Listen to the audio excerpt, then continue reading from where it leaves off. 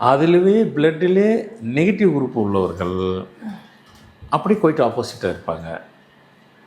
So மற்றவங்களுடைய தயவு இல்லாமல் அவங்களால சக்ஸஸே பண்ணிக்க முடியாது. இந்த பாசிட்டிவ் உள்ளவங்க யார் தயவே எனக்கு தேவையில்லை. அவங்க வீட்டில் நல்ல வசதியாக பிறந்திருந்த வீட்டு பிள்ளைங்களாக இருந்தாலும் வசதியை பற்றி அவங்க கவலைப்படலை. நான் என் சொந்த காலில் நிற்கிறேன் அப்படின்னு சொல்லிட்டு அவங்களும் சுயம்பாக அவங்களே அவங்க செல்ஃபாகவே லைஃப்பை வந்துட்டு வேறு ஒரு இடத்துல போய் நிற்பாங்க. அது பாசிட்டிவ். நெகட்டிவ் வந்து டிபெண்டிங். அவங்கள யாருன்னா பேக்கப் இருக்கணும். அந்த பேக்கப் இல்லாமல் அவங்களால ஜெயிக்கவே முடியாது. அப்போ தான் அவங்களால ஜெயிக்க முடியும். யாருன்னா பேக்கப் இருந்துக்கிட்டே இருக்கணும். பின்னாடி பேக் புஷ். பிஸ்னஸ் இருந்தாலும் சரி, எந்த வாட்டர் எதுவாக இருந்தாலும் சரி.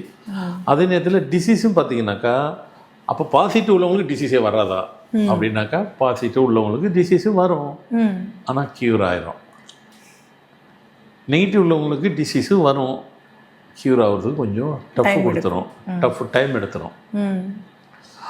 அதாவது உலகத்திலே புது புது டிசீஸ் வர்றது கூட இந்த நெகட்டிவ்ல உள்ள பிளட் குரூப் உள்ளவங்களுக்கு தான் புதுசாக வரும். அப்போது வந்து இந்த கொரோனா டைமில் வந்து சீக்கிரமாக அஃபெக்ட் ஆனவங்கெல்லாம் இந்த நெகட்டிவ் குரூப்பில் இருக்கிறவங்களா இருக்கலாமா சார்? கண்டிப்பாக, அதில் ஒன்றும் டவுட்டு கிடையாது. ஏன் அப்படின்னு பார்த்தீங்கன்னாக்கா, இந்த ஒரு ஒரு ஒரு கான்செப்ட் இருக்குது.